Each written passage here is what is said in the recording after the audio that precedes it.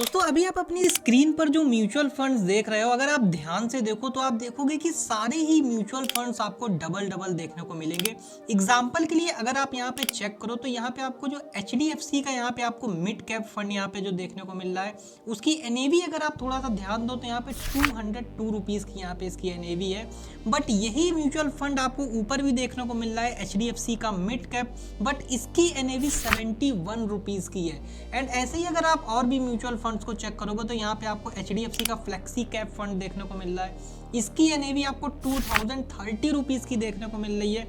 But यहाँ पे जब आप HDFC का फ्लेक्सी कैप ऊपर जो और एक फंड है उसकी NAV देखोगे तो 83 रुपीज़ की है। तो same fund same AMC same fund के साथ आपको जो यहाँ पे NAV मिल रही है उनका डिफरेंस क्यों आ रहा है?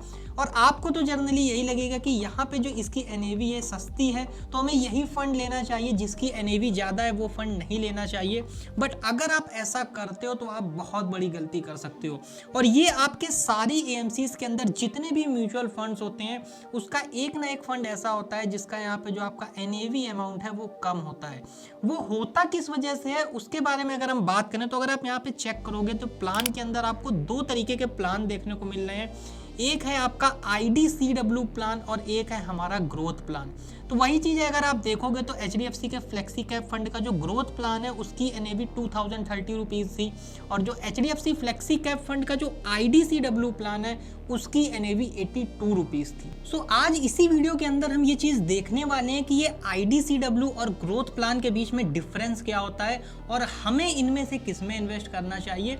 इसके साथ ही जब भी आप किसी भी म्यूचुअल फंड में इन्वेस्ट करने जाते हो तो आप एक चीज़ नोटिस करोगे कि वहाँ पे दो तरीके के फंड होते हैं, एक ओपन एंडेड फंड्स होते हैं, एक क्लोज एंडेड फंड्स होते हैं। लोग इसमें भी काफ़ी ज़्यादा कंफ्यूज होते हैं कि हमें क्लोज एंडेड फंड्स में इन्वेस्ट करना है या ओपन एंडेड में करना है। एग्जैक्टली ये होते क्या है open ended and close ended fund? इसके साथ ही कुछ एक्टिव फंड्स होते हैं, पैसिव फंड्स होते हैं, और आज के इस वीडियो में हम इन्हीं सारी चीज़ों के ऊपर डिटेल में बात करने वाले हैं। सबसे पहले हम समझेंगे कि ये IDCW और ग्रोथ प्लान के बीच में क्या डिफरेंस होता है, आपका open ended and close ended funds क्या होते हैं, क्या डिफरेंस होता है, एंड लास्ट में हम बात करेंगे कि एक्टिव फंड्स और पैसिव फंड्स कौन से फंड्स होते हैं और एग्जैक्टली हमें इन सब में से किस में इन्वेस्ट करना चाहिए। सो सबसे पहले हम ये समझने की कोशिश करते हैं कि ये IDCW और ग्रोथ प्लान क्या होते हैं और इनके बीच में डिफरेंस जो NAV का हमको देखने को मिल रहा है वो किस वजह से होता है। तो सबसे पहले अगर हम IDCW प्लान को अगर हम डिकोड करें तो IDCW डिविडेंड प्लान होता है। यहाँ पे आप जो भी इन्वेस्टमेंट्स कर रहे होते हो म्यूचुअल फंड में उसके अंदर आपको डिविडेंड रिसीव होता है। जिस तरीके से आप स्टॉक खरीदते हो और स्टॉक के अंदर आपको डिविडेंड रिसीव होता है, जिस वजह से इसकी NAV अमाउंट काफ़ी ज़्यादा कम होती है। और डिविडेंड जो मिलता है आपको वो कोई फ्री का पैसा नहीं होता है कि AMCs या फिर जो भी कंपनीज में आप इन्वेस्ट किया है आपने वो आपको फ्री में डिविडेंड दे रही है। ये एग्जैक्टली आपके इन्वेस्टमेंट का ही एक पार्ट होता है। मान लीजिए आपने इन्वेस्टमेंट करी है, आपका जो टोटल इन्वेस्टमेंट अमाउंट है वो 1 लाख रुपीज़ है, जिसमें आपको 5000 रुपीज़ का डिविडेंड मिला है, तो वो डिविडेंड आपके 1 लाख रुपीज़ का ही पार्ट होता है। आपकी जो टोटल इन्वेस्टमेंट बाद में बचती है वो 95,000 बचती है और वो 5000 एज डिविडेंड आपको यहाँ पे दे दिया जाता है। तो म्यूचुअल फंड्स के अंदर जितने भी IDCW प्लान्स होते हैं और उसके अंदर जितने भी आपके गेन्स होते हैं उसका एक छोटा सा पार्ट डिविडेंड के फॉर्म में इन्वेस्टर्स को दे दिया जाता है, जिस वजह से उनका जो टोटल इन्वेस्टमेंट अमाउंट है वो कम हो जाता है, जिस वजह से उनका जो सबसे बड़ा इम्पैक्ट होता है यहाँ पे वो वेल्थ के अंदर होता है। कैसे होता है वो हम आगे बात करने वाले हैं। बट अगर हम ग्रोथ प्लान को यहाँ पे डिस्कस करें तो ग्रोथ प्लान के अंदर क्या होता है, यहाँ पे आपको जितना भी इन्वेस्टमेंट है वो पूरा री इन्वेस्ट होता है। मतलब मान लीजिए जैसे आपका 1 लाख रुपए का अगर आपके इन्वेस्टमेंट के ऊपर गेन हुआ है तो वो 1 लाख रुपीज़ पूरा का पूरा 100% दोबारा से इन्वेस्ट हो जाएगा और आपको किसी भी तरीके का डिविडेंड नहीं मिलेगा, जिस वजह से यहाँ पे जो NAV का प्राइस है ग्रोथ प्लान का वो काफ़ी ज़्यादा हाई होता है यहाँ पे डिविडेंड IDCW प्लान के कंपैरिजन वाइज। तो यहाँ पे जो IDCW और ग्रोथ प्लान के बीच में जो NAV का डिफरेंस आ रहा है वो बेसिकली डिविडेंड की वजह से आ रहा है। एक प्लान के अंदर डिविडेंड आपको दे दिया जा रहा है जिस वजह से उसकी NAV के अमाउंट काफ़ी ज़्यादा कम हो जा रही है, और एक प्लान में डिविडेंड री इन्वेस्ट हो जा रहा है जिस वजह से उसकी जो वैल्यू है जो NAV अमाउंट है वो काफ़ी ज़्यादा हो जा रही है। बट समस्या ये आती है कि हमें इनमें से किन में इन्वेस्ट करना चाहिए। बट एग्जैक्टली जब फंड सेम है और हमें इन्वेस्टमेंट करनी है तो हमें क्यों ना IDCW प्लान की तरफ इन्वेस्ट करें या फिर हम जो ग्रोथ प्लान की तरफ इन्वेस्ट करें। देखिए अगर आप IDCW प्लान की तरफ जाते हो तो वहाँ पे जो सबसे मेन आपको दिक्कत ये मिलेगी कि वहाँ पे आपको डिविडेंड तो मिल रहा होता है बट उस प्लान के थ्रू आप वेल्थ क्रिएशन नहीं कर पाओगे, बिकॉज वहाँ पे आपका जो डिविडेंड रिसीव होता रहेगा आपको और आपका री इन्वेस्टमेंट रुक जाएगा, जिसका सबसे बड़ा इंपैक्ट आपका कंपाउंडिंग पे मिलेगा। बट अगर ग्रोथ प्लान अगर आप यहाँ पे लेते हो तो ग्रोथ प्लान के अंदर आपका सारा का सारा जो इन्वेस्टमेंट्स आपका जो रिटर्न्स मिल रहे हैं वो री इन्वेस्ट होता चला जाएगा और काफ़ी अच्छी वेल्थ क्रिएशन आप वहाँ से कर पाओगे। तो अगर जब भी आपको इन्वेस्ट करना होता है, अगर आपका मोटिव जो है वेल्थ क्रिएशन का है, तो आपको डेफिनेटली यहाँ पे ग्रोथ प्लान को चूज करना चाहिए, ना कि NAV अमाउंट को देख के आपको IDCW प्लान की तरफ जाना चाहिए।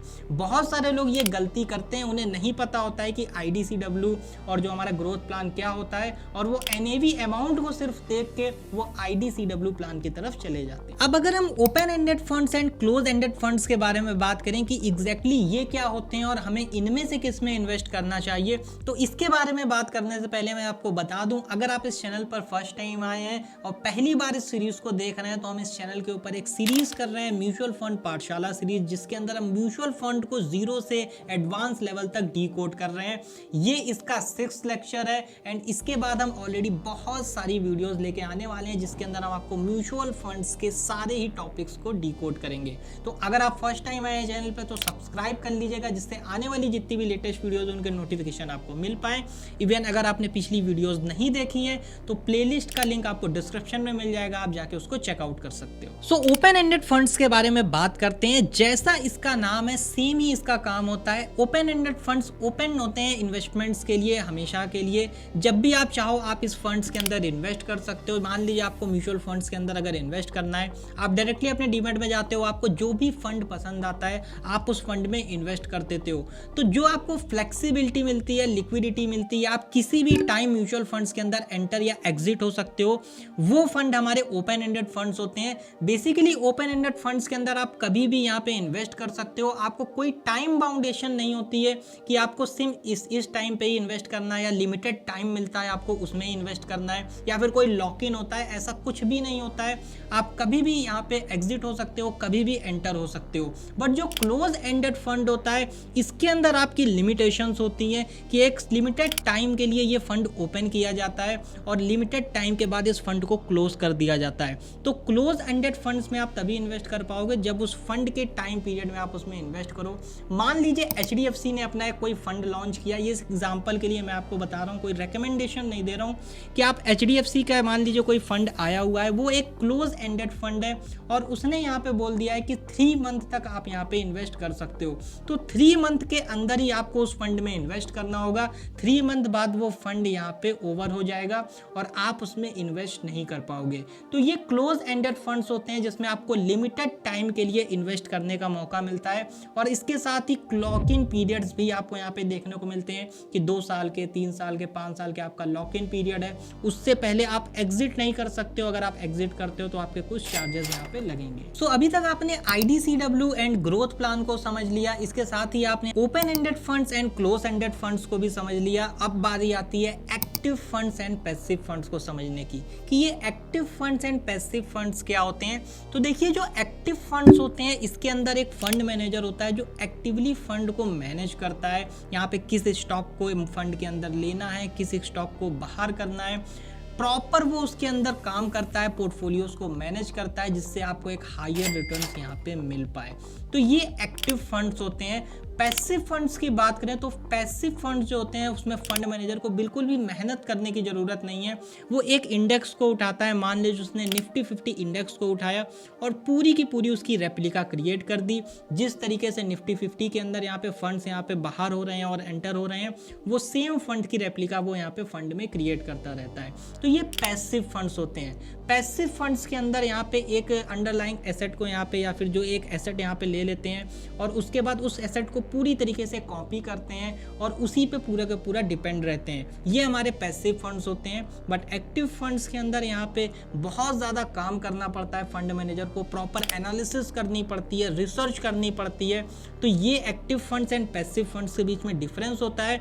जनरली जो एक्टिव फंड्स होते हैं उनके अंदर एक्सपेंस रेशियो होता है वो काफ़ी ज़्यादा होता है और पैसिव फंड में एक्सपेंस रेशियो कम होता है। बिकॉज जो एक्टिव फंड्स है उसमें फंड मैनेजर काफ़ी ज़्यादा इन्वॉल्व है इन्वेस्टमेंट्स के अंदर, रिसर्च के अंदर, और पैसिव में उतनी ज़्यादा रिसर्च की एनालिसिस की ज़रूरत नहीं पड़ती है, जिस वजह से जो एक्सपेंस रेशियो का गैप है वो यहाँ पे देखने को मिलता है। सो आज के सेशन के अंदर मुझे आपको open ended, close ended, growth, IDCW, active and passive in funds के बारे में बताना था। इसके बाद आपको स्क्रीन के ऊपर एक टेबल भी शो हो रही होगी जिससे आपको काफी ज्यादा समझने में आसानी होगी कि ये सारे फंड्स किस तरीके के होते हैं। एंड इस सीरीज के नेक्स्ट सेशन के अंदर हम बात करने वाले हैं direct versus regular mutual funds के बारे में। एंड अगर आप फाइनेंशियल लिटरेसी की जर्नी में आगे बढ़ना चाहते हैं तो चैनल को अभी से सब्सक्राइब कर लीजिएगा, जिससे आने वाली जितनी भी वीडियोज हैं उनके नोटिफिकेशन आपको मिल पाए। एंड हमारा ये इनिशिएटिव आपको कैसा लगा कमेंट सेक्शन में जरूर बताइएगा। वीडियो अगर आपको पसंद आई हो तो लाइक जरूर करिएगा, चैनल फर्स्ट टाइम है सब्सक्राइब कर लीजिएगा। तो मैं मिलता हूँ आपसे नेक्स्ट सेशन में, तब तक के लिए जय हिंद एंड गुड बाय।